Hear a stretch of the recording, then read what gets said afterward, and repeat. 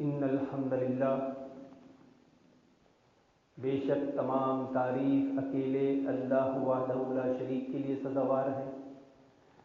نحمدہ، ہم ہمیشہ اس کی حمد بیان کرتے ہیں، ونستعینہ، ہر کام میں اس سے مدد طلب کرتے ہیں، ونستغفر، اپنے گناہوں سے توبہ کرتے ہیں، ونعوذ باللہ من شرور انفسنا، اور اپنے نفس کی شرارتوں سے اللہ رب العالمین کی پناہ میں آتے ہیں، ومن سیئات اعمالنا، اور اپنے اعمال کی برائیوں سے اللہ رب العالمین کی پناہ میں آتے ہیں، من یہدہ اللہ فلا مضل لہ، اور اس بات کا یقین رکھتے ہیں کہ اللہ رب العالمین جسے ہدایت دینا چاہے اسے کوئی گمراہ نہیں کر سکتا، ومن یضللہ فلا ہادی لہ، اور اس بات کا یقین رکھتے ہیں کہ اللہ رب العالمین جسے اپنے در سے دھتکار دے اس کی کوئی رہبری نہیں کر سکتا۔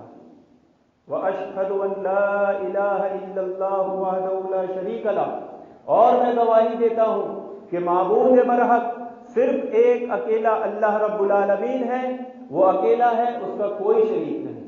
وَأَشْهَدُ أَنَّ مُحَمَّدًا عَبْدُهُ وَرَسُولُهُ، اور میں گواہی دیتا ہوں کہ محمد رسول اللہ صلی اللہ علیہ وسلم اللہ تعالیٰ کے خاص بندے اور آخری رسول ہیں۔ اما بعد، اعوذ باللہ من الشیطان الرجیم، بسم اللہ الرحمن الرحیم، یا ایھا الذین آمنوا اتقوا اللہ حق تقاتہ ولا تموتن الا وانتم مسلمون، اے ایمان والو اللہ تعالیٰ سے ڈرا کرو جیسا اس سے ڈرنے کا حق ہے، اور دیکھو مرنا تو مسلمان ہی مرنا۔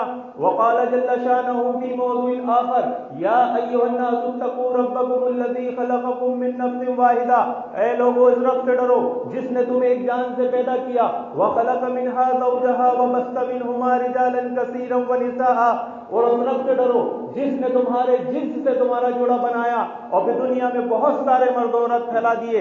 واتقوا اللہ الذی تساءلون بہ والارحام، اور اس رب سے ڈرو جس کا واسطہ دے کر تم ایک دوسرے سے اپنے حقوق مانگتے ہو اور رشتوں کا خیال رکھو۔ ان اللہ کان علیکم رقیبا، بے شک اللہ رب العالمین تمہارا نگراں ہے۔ وقال جل شانہ فی موضوع آخر، یا ایھا الذین آمنوا اتقوا اللہ وقولوا قولا سدیدا، اے ایمان والو اللہ تعالیٰ سے ڈرا کرو اور بات سیدھی کہا کرو۔ یصلح لکم اعمالکم ویغفر لکم ذنوبکم ومن یطع اللہ ورسولہ فقد فاز فوزا عظیما، اور وہ تمہارے گناہوں کو درگزر کرے گا، تمہارے گناہوں کو معاف کرے گا، خطاؤں کو درگزر کرے گا، اور جس نے اللہ اور اس کے رسول کی فرمانبرداری کی اس نے یقیناً بڑی کامیابی حاصل کی۔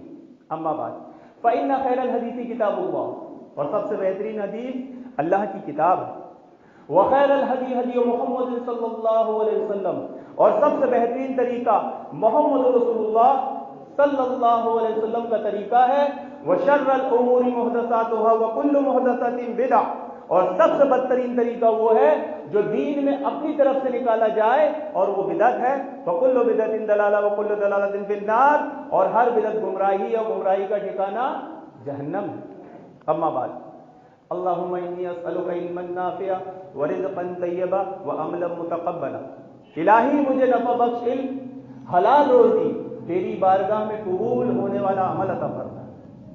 اللہم انی اعوذ بک من عذاب القبر ومن عذاب جہنم ومن فتنة المحیاء والممات ومن شر الفتنة المسیح الدجال، الہی مجھے قبر کے عذاب سے بچا، جہنم کے عذاب سے بچا، زندگی اور موت کے موت سے فتنوں سے بچا، اور دجال کے فتنوں سے بچا۔ رب یسر ولا تعسر وتمم بالخیر، الہی آسانی کرنا مشکل نہ کرنا، اور جو کام ہم نے شروع کیا ہے اس کا خاتمہ بالخیر کرنا، آمین یا رب العالمین۔ بے شک تمام تعریف اکیلے اللہ وحدہ لا شریک کے لیے سزاوار ہے، ہم اس کی حمد بیان کرتے ہیں، ہم اس سے مدد طلب کرتے ہیں، ہم اس سے توبہ کرتے ہیں، ہم اس سے مغفرت طلب کرتے ہیں، ہم اللہ رب العالمین کی ایسی حمد بیان کرتے ہیں جو مکمل مسلسل موسلادھار ہو، اور اس کی ایک بعد دیگر نازل ہونے والی نعمتوں کا شکر ادا کرتے ہیں، ایسا شکر جس میں مسلسل اضافہ ہوتا رہے، اور بے پناہ درود و سلام ہو اللہ کے نبی صلی اللہ علیہ وسلم اور آپ کے اصحاب پر۔ اللہم صلی علی محمد وعلی آل محمد وبارک وسلم۔ حاضرین جمعہ، میرے دینی ملی اسلامی بھائیوں اور پردہ نشین خواتین و حضرات اور میری ماں و بہنوں، آج کے خطاب کا عنوان اطاعت رسول۔ کوئی شخص اس وقت صحیح معنوں میں مومن اور مسلمان نہیں ہو سکتا جب تک کہ وہ رب کائنات کی توحید اور محمد رسول اللہ صلی اللہ علیہ وسلم کی امامت اور رسالت پر پختہ ایمان اور یقین نہ رکھے۔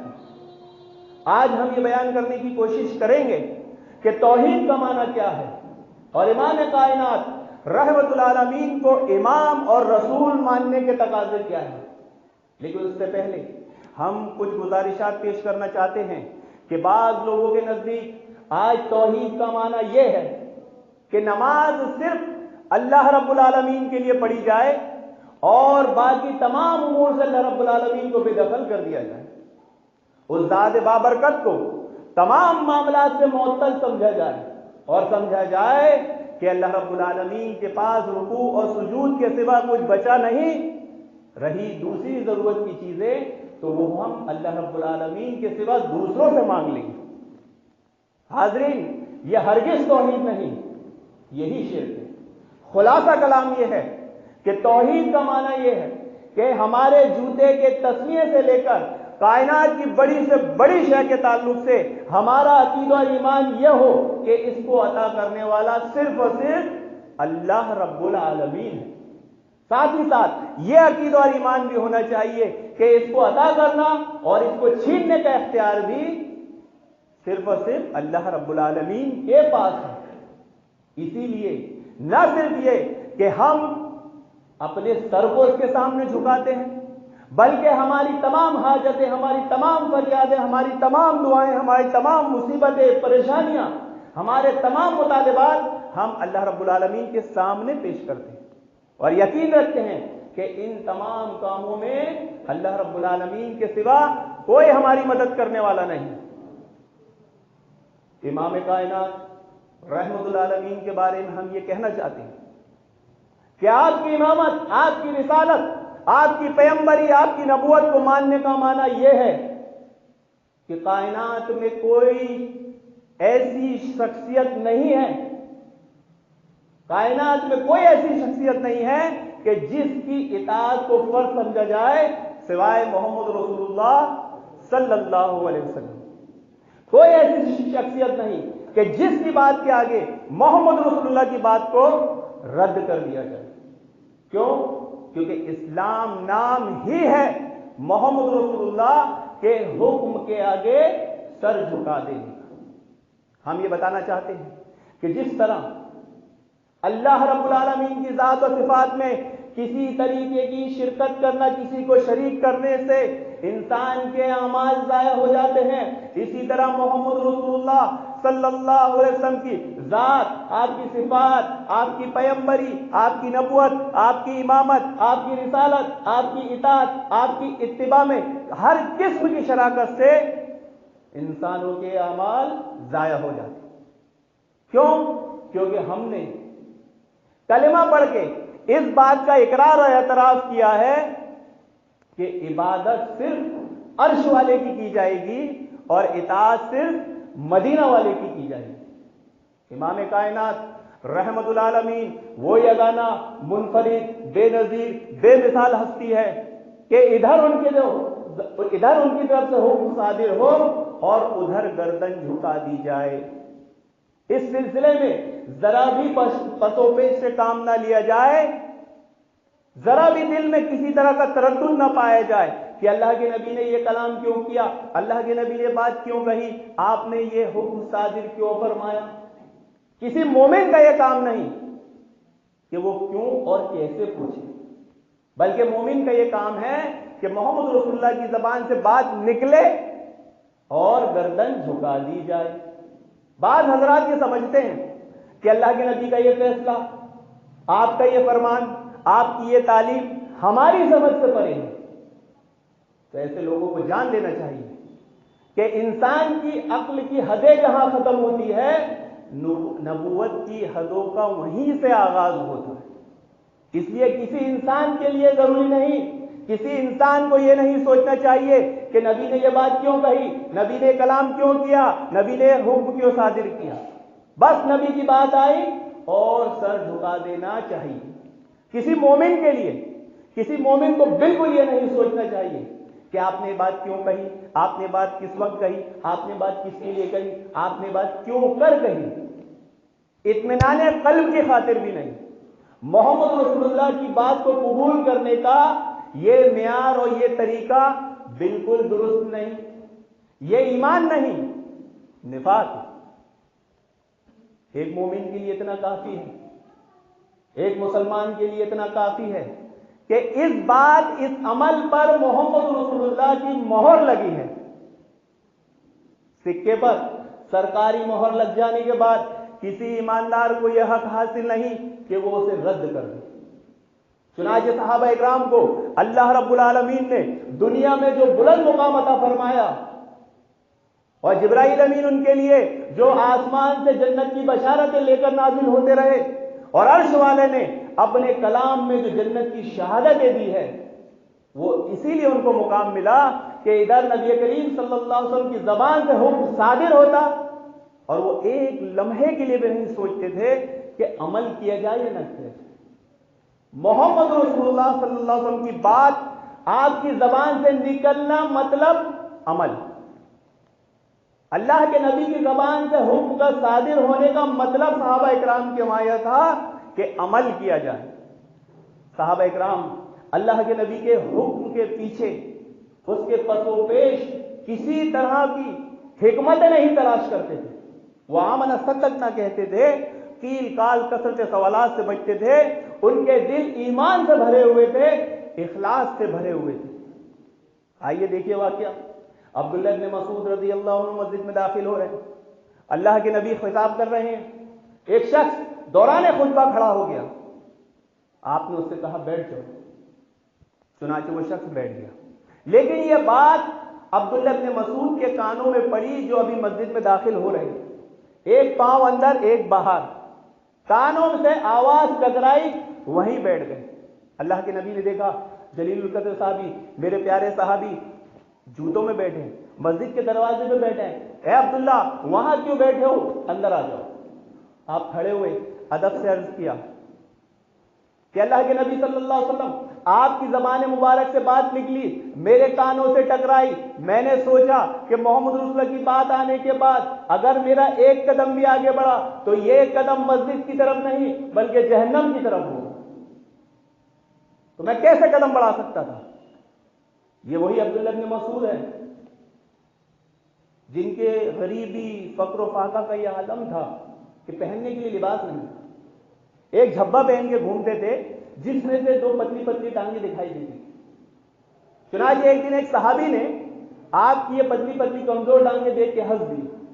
اللہ کے نبی نے کہا تم ان کی پتلی ٹانگیں دیکھ کر کیا ہنستے ہو، اللہ رب العالمین کے نزدیک یہ کمزور ٹانگیں احد پہاڑ سے بھی زیادہ مضبوط ہیں۔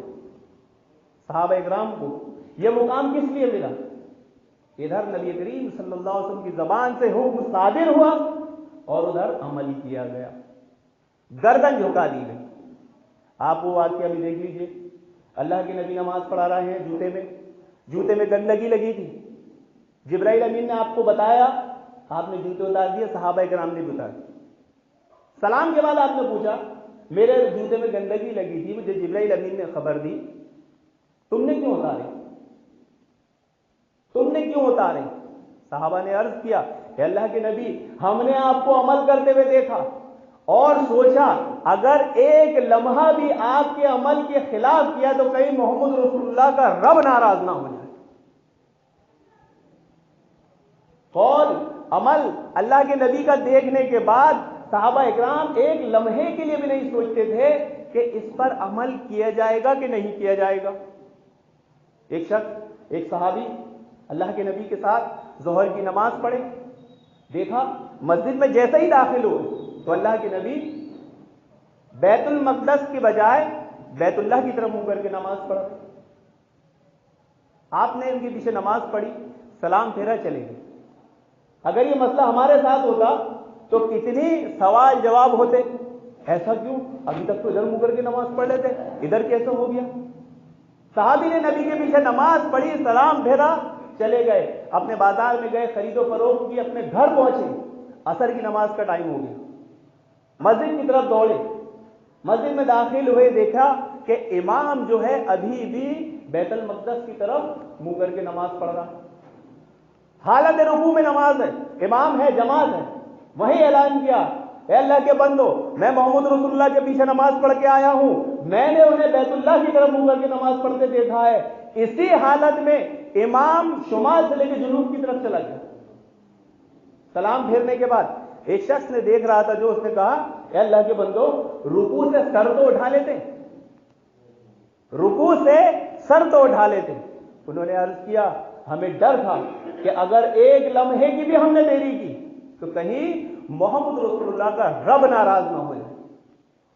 یہ وہ صحابہ کرام تھے، اسی لیے ان کو دنیا میں بلند مقام و مرتبہ ملا۔ آپ وہ واقعہ دیکھ لیجیے شراب والا، کہ جب مدینہ میں شراب حرام کی گئی، لوگوں نے شراب کی ندیاں بہا دی، چنانچہ ایک گھر میں کچھ لوگ شراب پی رہے تھے، جیسے ہی ان کے کانوں سے یہ صدا ٹکرائی کہ محمد رسول اللہ نے فرمایا ہے آج کے دن شراب حرام، آج سے شراب حرام، وہ شخص اٹھا اور سارے گھر میں جتنی شراب تھی سب اڈیل دیا، ہر چیز توڑنے لگا، یہاں تک کہ وہ شراب جس پیمانوں میں رکھی جاتی تھی گلاسوں میں، اس کو بھی توڑنے لگا۔ وہاں بیٹھا ایک شخص تھا کہ اللہ کے نبی نے شراب کو حرام کیا ہے، گلاس کو حرام نہیں کہا، بات واجبی تھی، شراب کو حرام کہا ہے، گلاس کو حرام نہیں کہا۔ اس شخص نے کہا کہ محمد رسول اللہ نے جس کام سے منع کر دیا میں اس کی یاد بھی گھر میں نہیں رہنے دوں گا۔ اور آج ہم ہمارے گھروں کے حالات، ہماری صورتیں دیکھ لیں محترم سامعین اکرام، ہم کتنے ایسے کام کرتے ہیں، کتنے ایسے کاموں کی یادیں ہمارے گھروں میں، ہماری ساتھ، ہماری شخصیات میں پائی جاتی ہے جس سے محمد رسول اللہ نے روکا ہے، منع کیا ہے۔ وہ واقعہ دیکھ لیجئے، ایک صحابی کو آپ نے دیکھا وہ سونے کی انگوٹھی پہنے ہوئے، آپ نے ان سے کہا یہ تو جہنمیوں کا عمل ہے، آپ نے فوراً انگوٹھی اتاری اور پھینک دی۔ اللہ کے نبی کا خطاب ختم ہوا، آپ چلے گئے، وہ شخص بھی جانے لگا، ایک شخص نے دیکھا، بولا رکو، ادھر آؤ، انگوٹھی اٹھاؤ، تو آپ نے آنکھیں بند کر لی۔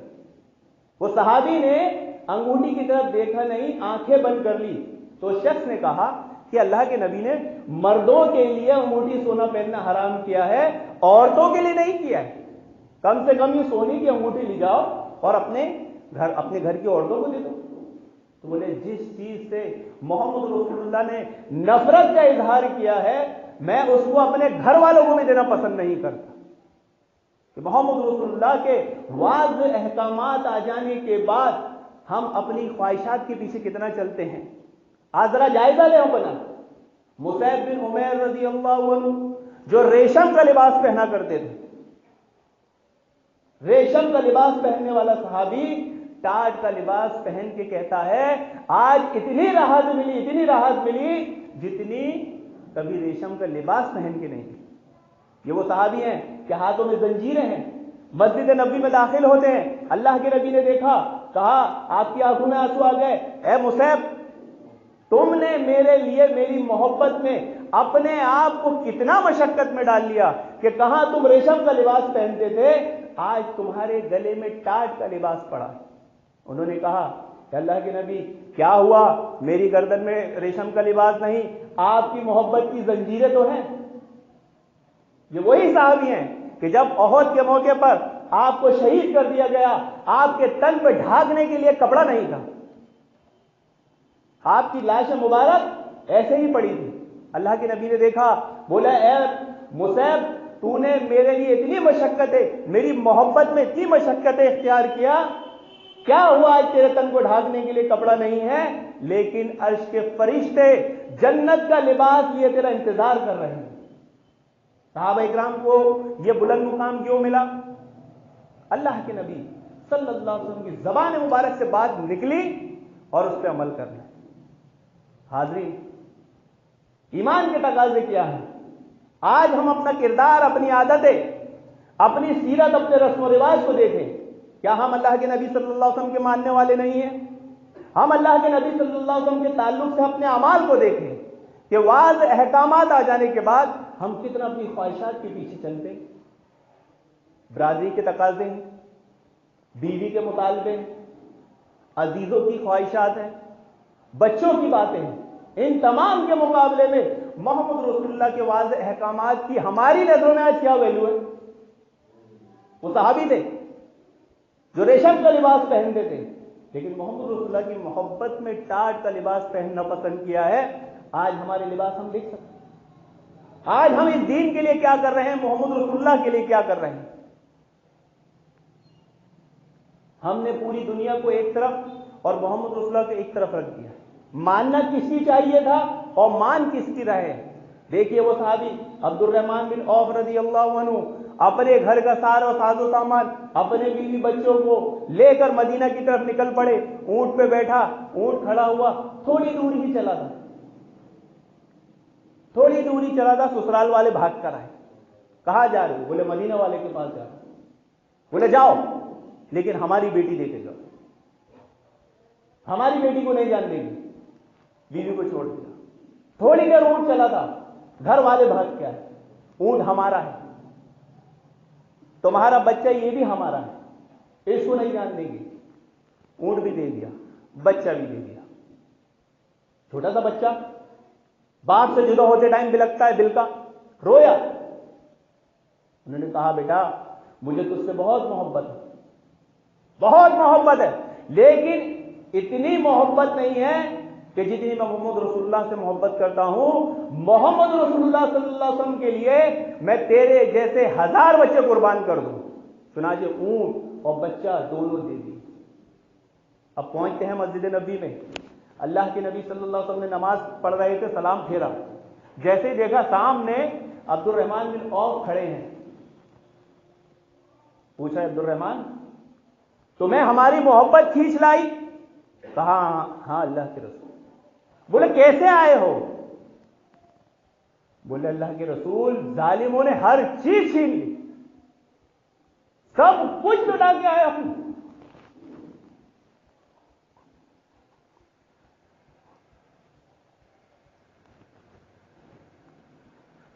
یہ تھے ہمارے اسلاف کے حاضرین. آج شیطان انسان کے دلوں میں بات ڈالتا ہے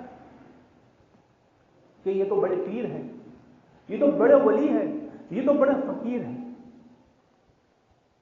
لیکن ایک مومن یہ سمجھتا ہے کہ محمد رسول اللہ صلی اللہ علیہ وسلم کے مقابلے میں ہر آدمی فقیر ہے.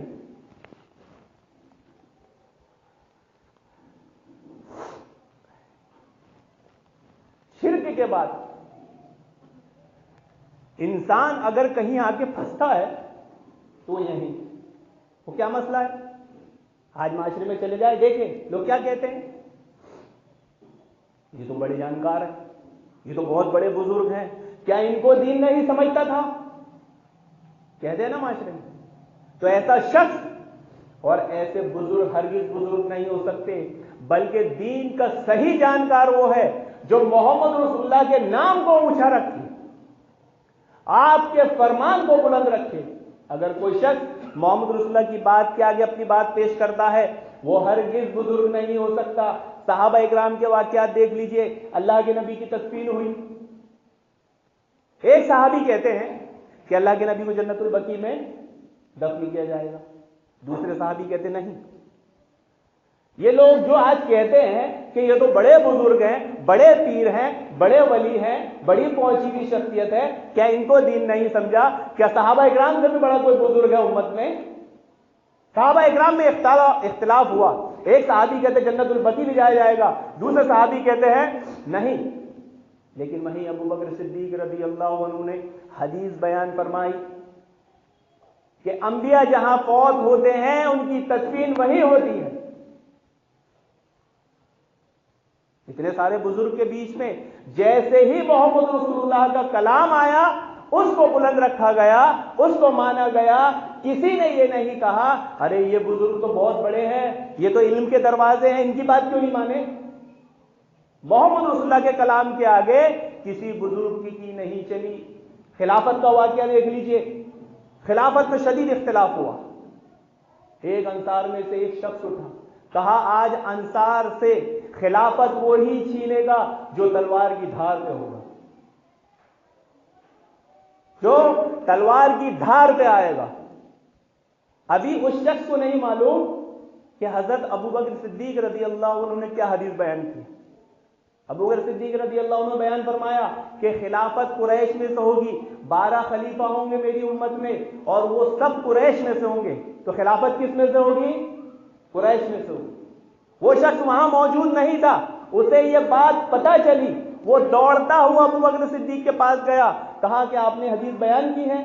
उन्हें कहा मैं अपनी जिद को छोड़ता हूं और आपको खलीफा मानता हूं और वादा करता हूं कि अगर आपके खिलाफ कोई दूसरा खलीफा खड़ा हुआ उसकी गर्दन मार दूं।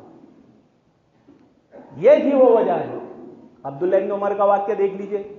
आप सुन्नत के इतने मुत्तबा, इतने मोहब्बत करने वाले, जैसा अल्लाह के नबी ने किया, जिस जगह किया, आप वहां वो अमल करते। हमारे असलाफ की सीरत आप उठा के देखिए, बेशुमार वाकयात है। इमाम हम्बल का वाक्य उठा के देखिए मोहतरम सामईन इकराम, कि इमाम हम्बल को जैसे ही हदीस पता चली कि पछना लगाया, अल्लाह के नबी ने 1 दरहम या दीनार दिया, आपने भी पछना लगाया तो 1 दरहम और दीनार दिया। इमाम बुखारी का वाक्य उठा के देखिए, जैसे ही आपको हदीस पता चली, कहा कि जब मैंने गीबत के ताल्लुक से यह हदीस सुनी कि किसी की गीबत नहीं करना चाहिए, उस दिन से मैंने कभी किसी की गीबत नहीं की। बेशुमार वाकयात हमारे असलाफ के। अहमद बिन नस्र रहमुल्लाह एक बहुत बड़े इमाम गुजरे हैं। बनु अब्बासिया का एक बादशाह था जिसकी हाइट तकरीबन 7 फीट थी। इतना ताकतवर, इतना मजबूत। कहते हैं बनु अब्बास की तारीख में 600-700 साल की जो उनकी तारीख है, उसमें इतना ताकतवर शख्स पैदा नहीं हुआ, बादशाह नहीं आया। उसकी ताकत का यह आलम था कि अगर तलवार से एक वार आदमी के चेहरे पे करता तो जिस्म के 2 टुकड़े कर देता, और तलवार रुकती नहीं थी। एक ही वार में बहुत नेक था, जुमा का खुतबा देता था, जुमा की नमाज खुद पढ़ाता था, बड़ा नेक था, बादशाह था। लेकिन बादशाहों के दिमाग कभी कभी सटक जाते हैं। एक दिन उसकी भी सटक गई।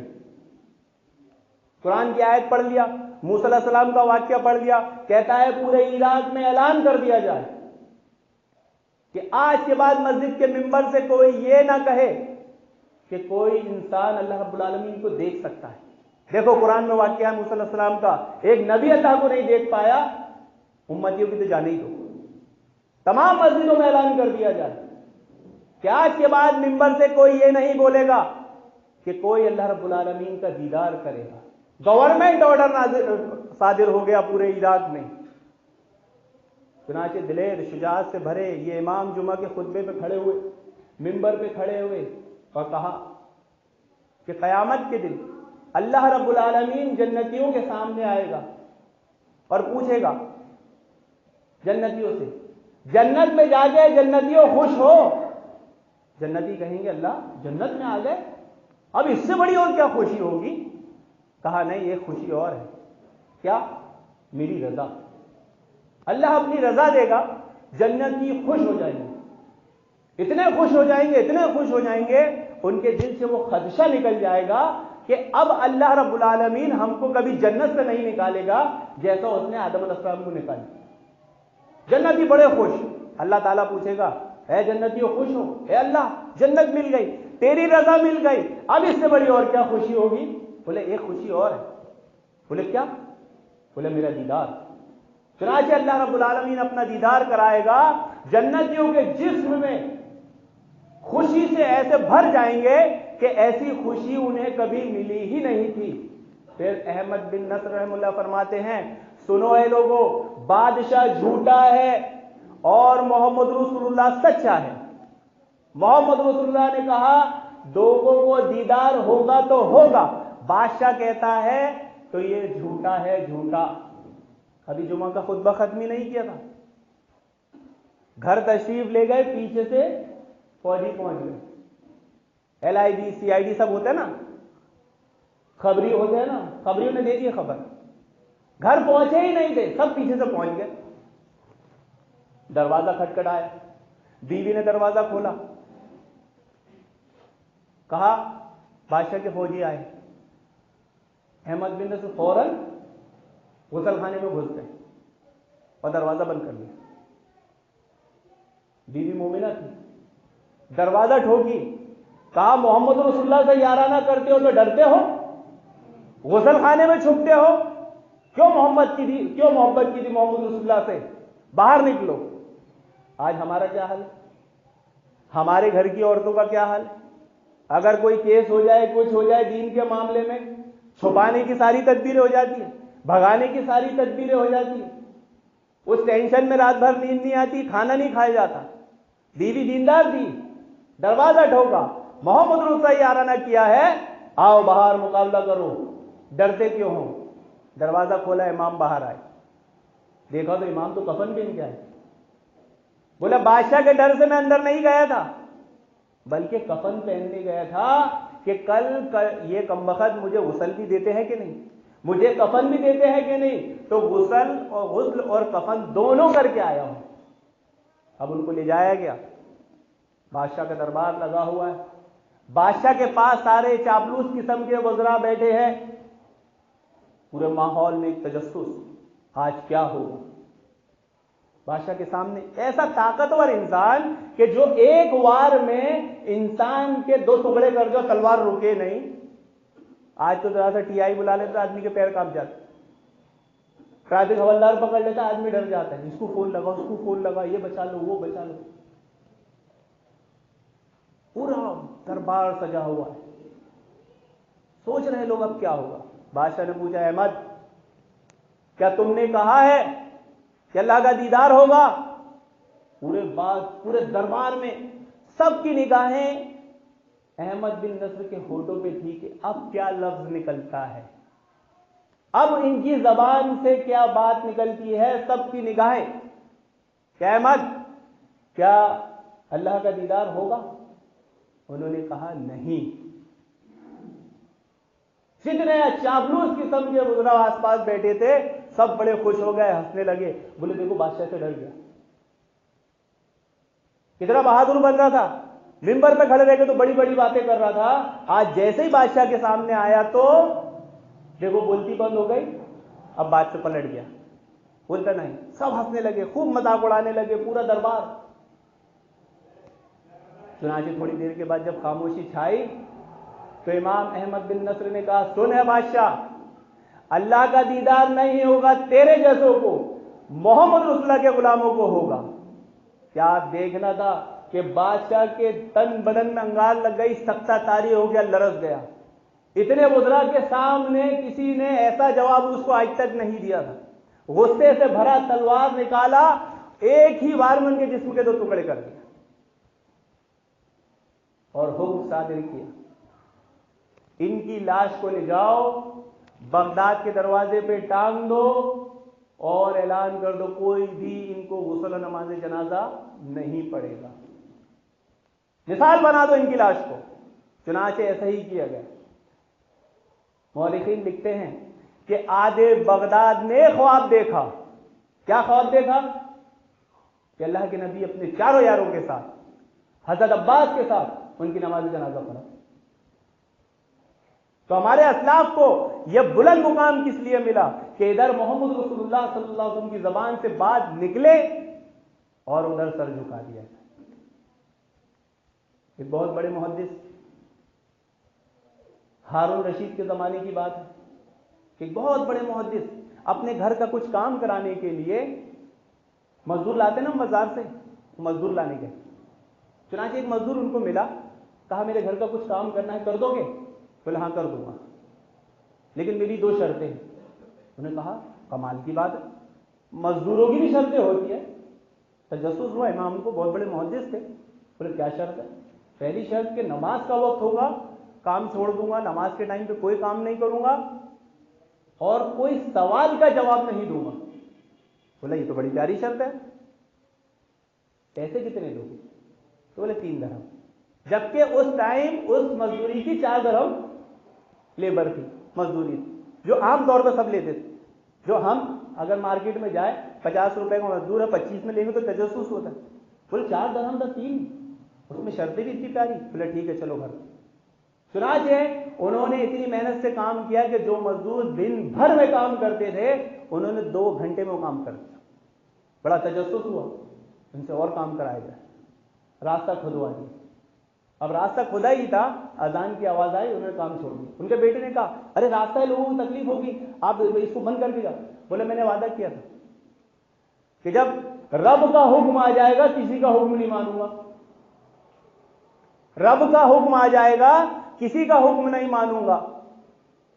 चुनाचे नमाज के वक्त वो काम है, वो नमाज को चले। जब नमाज से आए, बेटे को तजस्सुस हुआ, देखा है कितनी मेहनत से काम है। पूछा तुम्हारा नाम क्या है? बोला वादा था किसी सवाल का जवाब नहीं दूंगा। काम करके चले गए, मजदूरी ली, 3 दरहम लिए। मुहद्दिस ने कहा कल फिर आओगे? कहा आपको यकीन है कल तक आप जिंदा रहेंगे? मुहद्दिस को लगा आप उसकी तलब में, उसकी तलाश में दूसरे दिन फिर मार्केट में गए, ढूंढा, वो मजदूर नहीं मिला। बोले वो मजदूर था किधर गया? बोले वो हफ्ते में सिर्फ 1 ही दिन आता है, उसके हफ्ते भर का जो खर्च है 3 दरहम वो कमाने 1 ही दिन आता है, बाकी दिन वो अल्लाह की इबादत में गुजार देता है। अब वो आपको अगले हफ्ते वाले दिन मिलेगा। अब बताएं, हमारे असलाफ ऐसे ही धंधा बिजनेस तिजारत करते थे कि जितनी उनकी उस दिन की जरूरत है अगर वो 1 घंटे में हो जाए करके अपनी दुकान बंद करके अपने धंधे बिजनेस में, अपनी इबादत में लग जाते थे। और हम आधे घंटे में हो, 1 घंटे में हो, 5 मिनट में हो, दुकान 10 बजे खुली है, रात में 10 बजे ही बंद होगी। अगर 100 रुपए का टारगेट था, 500 कमा लिए तो ख्वाब देखते हैं अरे आज तो 5000 क्यों ना हो जाए, फ्यूचर सेफ हो जाए, फ्यूचर प्लानिंग हो जाए बच्चों का। चुनाचे इमाम इंतजार करते रहे हफ्ते वाले दिन का। जब हफ्ते वाला दिन आया फिर उसे काम पर ले गए। इस तरह 3-4 हफ्ते वो काम किया किया किया। फिर एक दिन जब हफ्ते वाले दिन आप पहुंचे तो वो मजदूर मार्केट में नहीं था। पूछा क्या हुआ, कहाँ है वो? तो बोला उसकी बहुत तबीयत खराब है। बोला उसका घर किधर है? उसका घर कब्रिस्तान की पीछे वाली झोपड़पट्टी में। आप वहां गए, दरवाजा खटखटाया, अंदर से आवाज दिया मुहद्दिस अंदर आ जाओ। बोले तुमने मुझे कैसे पहचाना? बोले गरीब ही गरीब की खबर रखता है, मेरे को देखने कौन आएगा आपके सिवा, मुझे मालूम था आप ही आओगे। बोले क्या हाल है? बोले हाल तो बहुत बुरे हैं, मेरे जेब में हाथ डालो और चीज निकालो, मैं आपको 2 जिम्मेदारियां दे रहा हूं, अगर आपने वो जिम्मेदारी अदा कर दी तो अल्लाह आपको जज़ाए खैर दे। आपने उसकी जेब में हाथ डाले, 3 दरहम थे और एक हीरे की अंगूठी। बोले 3 दरहम मेरा कफन दफन कर देना, अगर मैं मर जाऊं। डॉक्टर जवाब दे देता ना आदमी को, भाई 24 घंटे 36 घंटे 12 घंटे बाद तुम्हारा इंतकाल हो जाएगा, चांस नहीं है। बोला अगर मैं मर जाऊं ये दरहम रखे मेरा कफन दफन कर देना, और ये हीरे की अंगूठी। बादशाह हारून रशीद असर की नमाज के बाद सहर व तफरी के लिए निकलता है, आप उसे आवाज दोगे नहीं सुनेगा, तो आप उससे कहना कि तेरी अमानत मेरे पास है, तो बराबर सुनेगा, और जब वो सुने तो उसको वो चीज दे देना। सुनाचे आप चले गए, रात भर नींद नहीं आई, बहुत बेचैन रहे। जब आके दूसरे दिन जैसी सुबह हुई फौरन उसके घर पहुंचे, दरवाजा अंदर से खुला था, देखा तो लगा अभी अभी सोया है, अभी अभी इंतकाल हुआ। आपके पास दरहम और दीनार जो भी थे उससे उसका कफन दफन किया। यहां एक नुक्ता ये समझने की जरूरत है मोहतरम सामीन इकराम, जो हमारे माशरे में बहुत बड़ी गलती पाई जाती है कि जब भी किसी का इंतकाल होता है ना तो लोग कफन दफन करने चले आते हैं।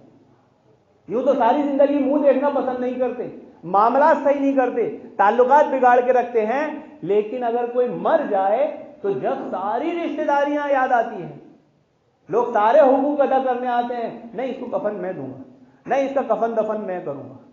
अगर मैयत साहिब इस्तिताअत है اور اس نے اپنے پیچھے وراثت چھوڑی ہے تو بہتر طریقہ یہی ہے کہ اس کی وراثت سے ہی کفن دفن کیا جائے، نہ کہ دوسروں سے، ورنہ اس کی تضلیل ہے۔ اس ٹائم پر اگر وہ صاحب استطاعت نہیں ہے تو الگ معاملہ ہے، اور ایسے بہت ہی چند لوگ ہوتے ہوں گے کہ اپنے پیچھے کچھ چھوڑ کے نہ جائے کہ کفن دفن نہ ہو۔ بعض حضرات تو اپنے کفن کا اپنی زندگی میں تیاری کر لیتے، اچھی بات ہے، لیکن آج یہ برائی پائی جا رہی ہے کہ وہ صاحب استطاعت ہے پھر بھی اسے دیا جاتا ہے، میں دوں گا کفن۔ چنانچہ آپ نے اس کا کفن دفن کیا، عصر کی نماز کے بعد ہارون رشید نکلا،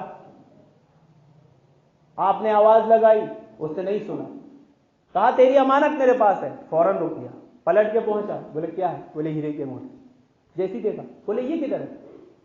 یہ انگوٹھی والا کہاں ہے؟ بولے وہ تو مر گیا، انتقال ہو گیا اس کا۔ ہارون رشید کا رو رو کے برا حال۔ بولے اس کی قبر کدھر ہے؟ بلاؤ دیکھو، قبر پہ لے گئے، قبر سے لپٹ کے رو رہا ہے۔ محدث کو بڑا تعجب ہوا، اتنا بڑا بادشاہ ایک فقیر کے لیے رو رہا ہے، اس کی قبر سے لپٹ کے رو رہا ہے۔ پوچھا ارے تیرا یہ کون لگتا تھا؟ کہا یہ میرا بیٹا تھا، میرا بیٹا تھا، مجھ سے کہتا تھا ابا آپ نے جتنی دنیا جمع کر لیے ہو، کل اللہ رب العالمین کو کیا جواب؟ آج یہ بادشاہت، یہ ہیرے جواہرات، یہ جتنی چیزیں تم نے جمع کر لی آپ نے، کل محمد رسول اللہ صلی اللہ علیہ وسلم کے ماننے والے بن کر جب جاؤ گے اللہ رب العالمین کو کیا جواب دو گے؟ یہ میرا بیٹا تھا، مجھے سب چیزوں سے روکتا۔ تو یہ تھے ہمارے اسلاف جو محمد رسول اللہ کی تعلیمات آ جانے کے بعد اپنی خواہشات کو پس پشت ڈال دیا کرتے تھے، اور ایک لمحے کے لیے بھی عمل کرنے میں دیر نہیں کرتے تھے کہ یہ عمل کیا جائے یا نہ کیا جائے۔ محمد رسول اللہ صلی اللہ علیہ وسلم کی زبان سے بات نکلنے کا مطلب ہی یہ ہے کہ عمل کیا جائے۔ اہل سنت کے وہاں ایمان اور عمل دونوں ایک چیز ہے، جس کا ایمان اور عمل ایک نہ ہو وہ اہل سنت نہیں ہے، وہ گمراہ فرقوں میں سے مرجیہ فرقے سے ہے۔ اللہ رب العالمین سے دعا ہے کہ اللہ رب العالمین ہمارے دلوں میں بھی اطاعت رسول کا جذبہ عطا فرمائے، اللہ کے رسول صلی اللہ علیہ وسلم کی جتنی تعلیمات ہیں اس پر عمل کرنے میں ذرا بھی کش و پیش ہمارے دل میں نہ پیدا فرمائے، ہر طرح کے نفاق سے بچائے، ہمارے علم کو ہمارے لیے وبال بنا، ہمارے علم کو ہمارے وبال نہ بنائے، اور اپنے پاس سے نیک عمل کی توفیق عطا فرمائے، آمین یا رب العالمین۔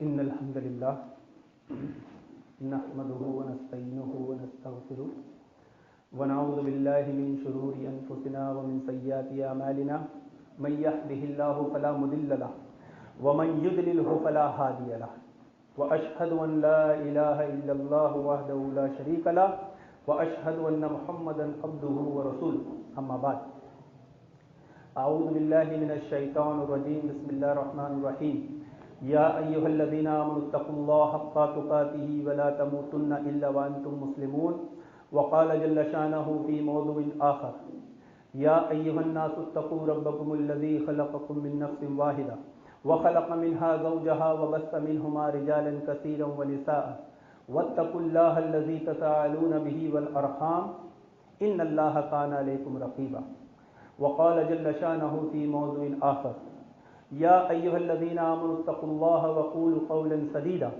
یصلح لکم اعمالکم ویغفر لکم ذنوبکم ومن یطع اللہ ورسولہ فقد فاز فوزا عظیما اما بعد فإن خیر الحدیث کتاب اللہ وخیر الهدی هدی محمد صلی اللہ علیہ وسلم وشر الامور محدثاتها وكل محدثۃ بدعۃ وكل بدعۃ ضلالہ وكل ضلالۃ فی النار سبحان اللہ وبحمدہ سبحان اللہ العظیم سبحان اللہ وبحمدہ سبحان اللہ العظیم سبحان اللہ وبحمدہ سبحان اللہ العظیم وآخر دعوانا الحمد للہ رب العالمین۔